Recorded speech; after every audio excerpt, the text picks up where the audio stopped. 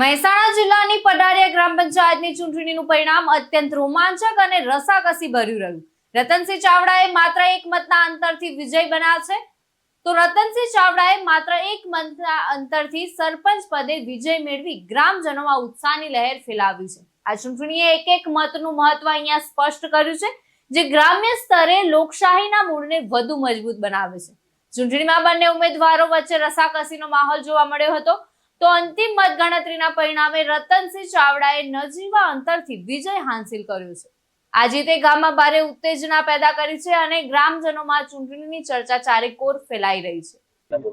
એક વોટથી જીતવા બદલ હું સૌનો આભાર માનું છું, પણ એમાં અમારા પડારિયા ગામની અંદર સૌપ્રથમ હું અમારા રાજપૂત ભાઈઓનો ખૂબ ખૂબ આભાર માનું છું.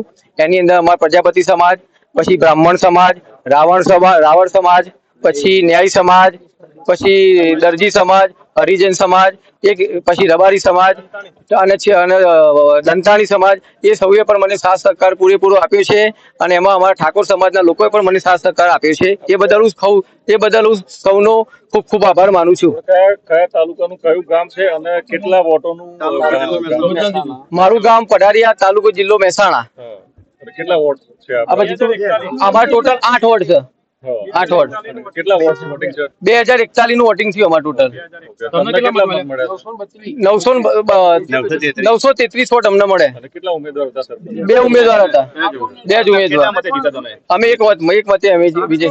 સામે ઠાકોર સમાજનો ઉમેદવાર હતો. આજે એવું લાગે છે કે એક મતનું મૂલ્ય? હા, આજે લાગે. એક મતનું મૂલ્ય બહુ છે. છેલ્લે કેવી ફીલિંગ આવી તમારે?